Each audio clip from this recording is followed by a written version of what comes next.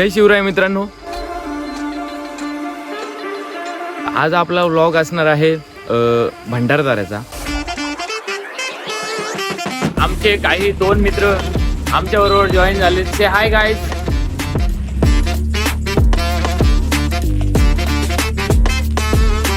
चालत्या गाडीमधून चावी पडते आणि गाडी चालू राहते।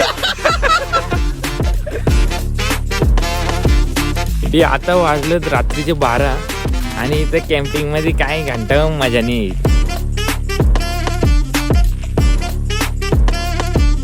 दादा आता पाण्यात चाललेत। नाश्ता केला, पाण्यात थोडं पाय हलवलं, जेवलो आणि सगळं बंद झालं इथं।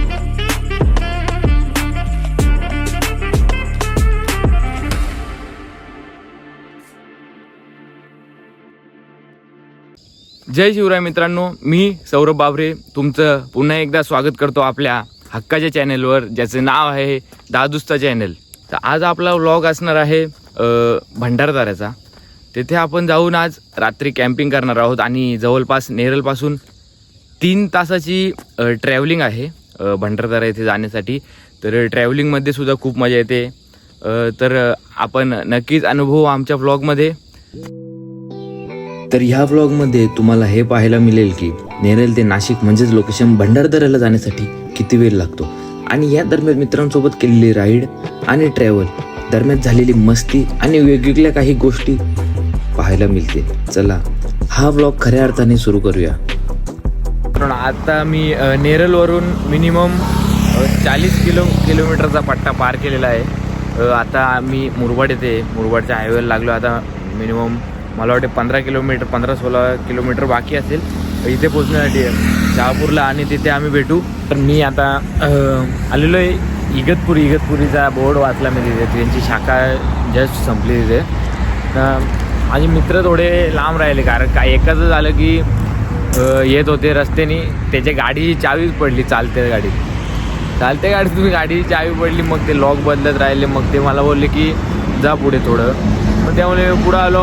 येता मी मिनिमम 50-1 किलोमीटर तर कापलेलं आहे। आता इगतपुरीच्या हद्दीत एंटर केल्यानंतर मी थोडा रेस्ट करतोय आणि त्यांची वाट बघतोय इथे। हा घाट क्रॉस केल्यानंतर मी इगतपुरी येथे पोहोचलो आणि इथे पोचता आमच्या मित्रांबरोबर काहीसा किस्सा घडला आणि त्यामुळे मला 2 ते 3 तास वाट बघायला लागली। ते तुम्हाला पुढे कळेलच। मागील अर्धा पाऊण तास गेला, अजूनपर्यंत यांची वाट बघतोय इथे इगतपुरीला थांबून। एकाची चावी काय पडते ना, टाईम बी लागतो। आता त्यानं जस्ट फोन केला 15 मिनटं आधी, बोलतात का आत्ताच जस्ट बनून झालंय। ते 2 तास वाट बघितल्यानंतर आमचे काही 2 मित्र आमच्या बरोबर जॉईन झाले। से हाय गाइस। आता 2 तास वाट बघितल्यानंतर अजून 2 मित्र गेलेत दुसरीकडं, आम्हाला वाट बघायला लागले अजून। आणि कशासाठी गेलं असतील ते दादा सांगा जरा, कशासाठी गेलो? स्टॉक आणायला गेले। दारू प्यायला यांना आम्हाला वाट बघायला लागते। इथं आम्ही निर्व्यसनी माणसं, दारू प्यायत नाही काय नाही ना, तरी पण यांच्यासाठी आम्हाला वाट बघायला लागते। आम्ही 4-5 तासाचा प्रवास केल्यानंतर फायनली इथे पोचलेलो आहेत आणि आम्ही 5 जण नाश्ता वगैरे जेवण वगैरे करून सर्व पोचलो। आणि इथे जशी एंट्री केली तिथं तुम्हाला एक खतरनाक असा घाट दिसेल। इथून उतरताना आमची पण फाटली आणि अजून 2-3 आलेत, मी तुम्हाला त्यांचा व्ह्यू दाखवू शकतो। भंडारदऱ्यावर स्पॉटवर पोहोचल्यानंतर आम्हाला एक ॲडव्हेंचराइज रस्ता लागला। ह्या रस्त्यावर खडतर प्रवासामुळे आमचा हा रस्ता नेहमी स्मरणात राहील। मग जेव्हा आम्ही एंट्री केली तेव्हा कॅम्पिंग स्पॉट पाहताच आम्हाला खूप सुंदर वाटलं। आमच्या आधी सुद्धा इथे खूप लोक आधीच आली होती आणि आम्ही खूप एक्साइटेड झालो होतो आज रात्रीच्या कॅम्पिंगसाठी।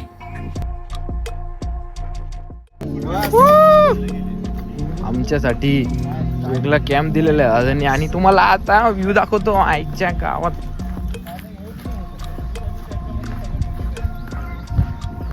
Welcome to Bhandardara.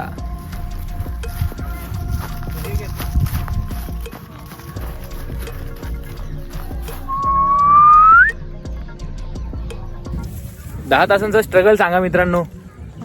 बाबा काय सांगू, कसं आलोय। भांड्याची सुरुवात कुठून स्ट्रगल बघ, स्ट्रगल हे बघ। त्याच्या चावी पासून करा।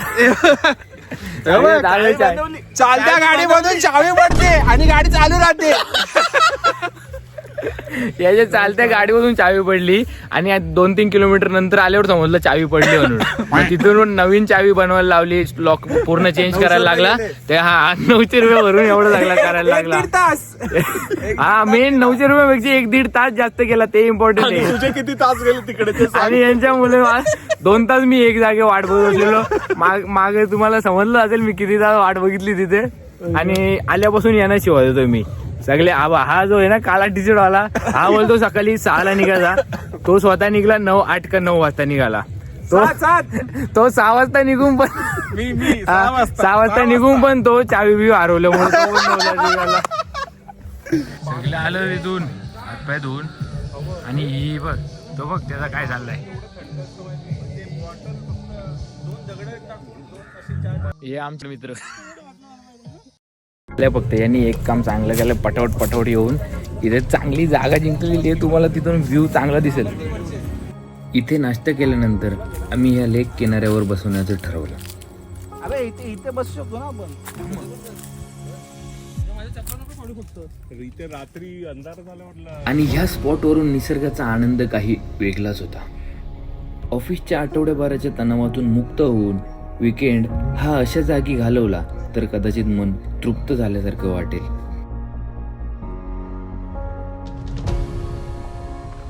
आणि त्याच निव्वळ शीतल पाण्यात ते छोटे छोटे मासे या लेकचं सौंदर्य अजून वाढवत होते. इथे थंडी वाढलेली. भेंडी मी घातली हुडी आणि आता इथं आमचा सेटअप बसतो. सायंकाळ उलटल्यानंतर ह्या लेकमुळे इथल्या थंडीचं प्रमाण अतिशय शीतल होऊन गेलं. मग काय काढल्या बॉटल्स बाहेर, मग ती बसलेली गँग आणि चाललेल्या पर्सनल आयुष्यातील आणि ऑफिस आयुष्यातील गप्पा गोष्टी अगदी मन मुक्त करून मैत्रीमध्ये आणि इथल्या वातावरणामध्ये विलीन झालेलो आम्ही. ह्या ट्रिपमुळे एक गोष्ट मात्र नक्की कळाली की कुठलाही डिप्रेशन, कुठलाही डोक्यावर तणाव असताना अतिशय मनमुक्तपणे वेळ कसा घालवावा हे इथे शिकता येते. दादा आता पाण्यात चालले.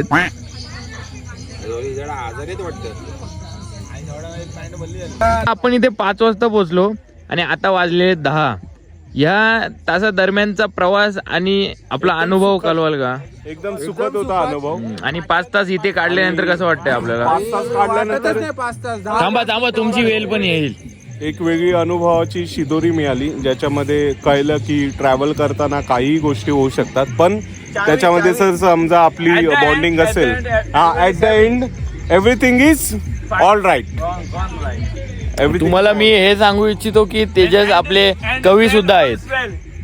होय. Good thought. अनुराग दादा आपले हे कळवाल का रिएक्शन आपले 5 तासाचा अनुभव? नमस्कार, इकडे जमलेल्या माझ्या बालमित्रांनो, आज मी जे काही तुम्हाला 2 शब्द सांगणार आहे ते तुम्ही शांत चित्ताने ऐकावे अशी मी नम्र विनंती करतो. तेजसच्या पाठी बसणं म्हणजे यमराजच्या पाठी बसणंच आहे. लिटरली ICU मध्ये जाणं तर जाणंच आहे, पण तरी पण मी मेलो तरी चालेल, पण त्याच्या पाठीच बसणार फक्त, ते चालेल बाई. इकडे सुखात आहे, आपले चांगले मित्र आहेत आपल्या बरोबर, बाकी आयुष्यामध्ये काय नाही पाहिजे. आणि पोरी टांग देतात, पोरी बरोबर कधी प्लॅन करू नका. आपलं रिएक्शन कळवा. We are enjoying a lot. मजा आया खूब. मुझे मराठी इतना नहीं आता तो मैं हिंदी में बोलूँगा. कोई बात नहीं. मजा आ रहा है बहुत. इन लोगों का फर्स्ट टाइम आया हूँ. WNS में मेरा न्यू ज्वाइनिंग है, तो we are enjoying a lot. Okay. तुम्ही अजून काय रिएक्शन देण्याचा प्रयत्न करा. Reaction is the last reaction. तुम्हाला समजलं असेलच की काही गप्पा गोष्टी घडतात जेव्हा आम्ही एकत्र येतो. असाच काही अनुभव प्रत्येक व्यक्तीला असतो, म्हणून मित्रांसोबत बनवलेले प्लॅन कधीही कॅन्सल करू नका. वेळ काढून नक्की जा. भेंडी आता वाजलं रात्रीचे 12 आणि इथे कॅम्पिंग मध्ये काय घंटा मजा नाही येत. काय दादा इथे काय आलो थोडीशी 2-3 गाणी वाजवली, पिक्चर काय नाही लावला. काय दादा तुमचा अनुभव सांगा या कॅम्पिंगचा. काही फालतू कॅम्पिंग आहे मित्रांनो, पैसे वेस्ट करू नका. घरी बसा, दारू प्या आणि गप्पापणे टीव्हीवर काहीतरी नॉर्मली हळदी सॉंग लावा आणि नाचा, पण इकडे येऊ नका. आलोय, नाश्ता केला, पाण्यात थोडं पाय हलवलं, जेवलो आणि सगळं बंद झालं. इथं सगळ्यांना झोपून घ्या. ही अशी कॅम्पिंग असते ना, डान्स नाही काय ना काय शी. माझी गुड मॉर्निंग झाले 7:30 वाजता. रात्र उलटली आणि ज्याप्रमाणे आमच्या एक्सपेक्टेशन होत्या त्याप्रमाणे इथे काहीही घडलं नाही. पण रात्र उलटल्यानंतर झालेली पहाट खूप आनंददायी आणि सुंदर होती. त्या लेकच्या पाण्यावर पडलेली सूर्यकिरणे त्या लेकचं सौंदर्य आणखीन वाढत होते आणि त्या सूर्यकिरणांमुळे पाण्यातील माशांवर सुद्धा चमक येत होती.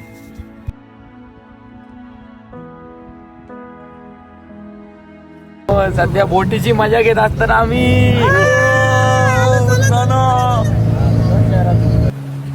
त्यानंतर येथील लेकमध्ये बोटिंग करण्यासाठी आम्हाला बोलावलं. कदाचित या पूर्ण कॅम्पिंगला आल्यापासून ही पहिलीच चांगली गोष्ट असावी. ही बोटिंग करताना आम्हाला खूप मजा आली. ही जी कॅम्पिंग आम्ही केली त्यामध्ये आमचा प्रवास, त्यानंतर रात्री घालवलेला या मित्रांबरोबर वेळ आणि हा जातानाचा प्रवास खरंच खूप सुंदर अविस्मरणीय आहे.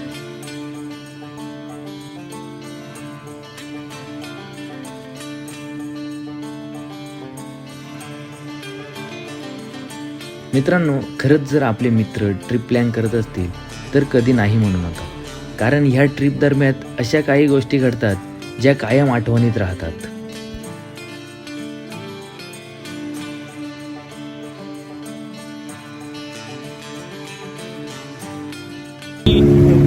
आम्ही पण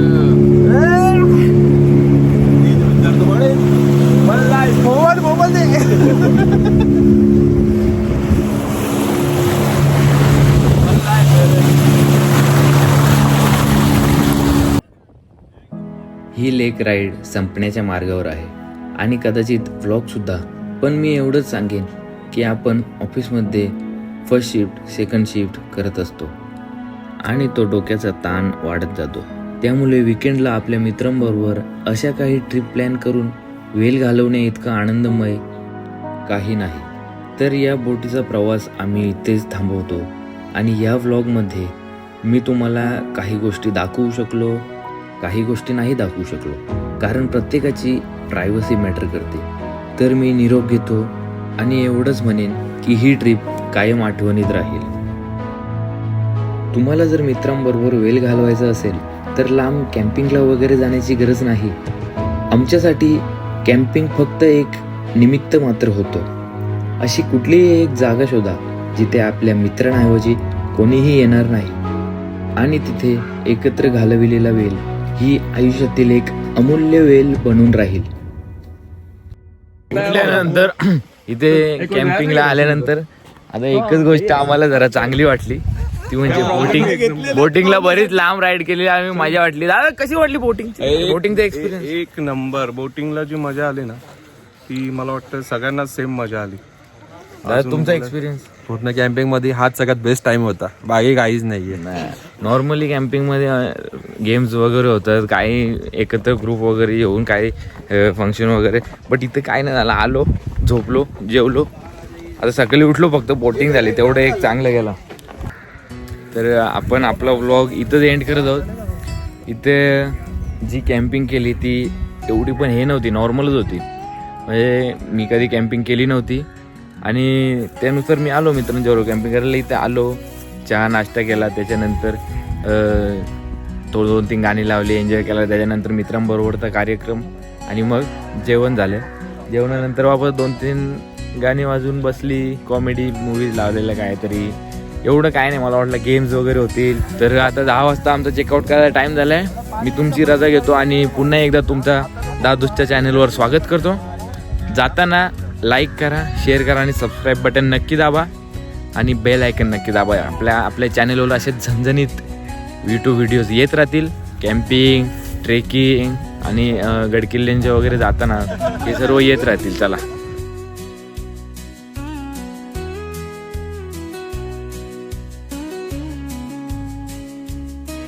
जर हा मैत्रीपूर्ण व्लॉग तुम्हाला आवडला असेल तर नक्की लाईक करा, शेअर करा आणि सबस्क्राईब करायला विसरू नका. आपल्या सर्वांचा लाडका दादूस आपला निरोप घेत आहे.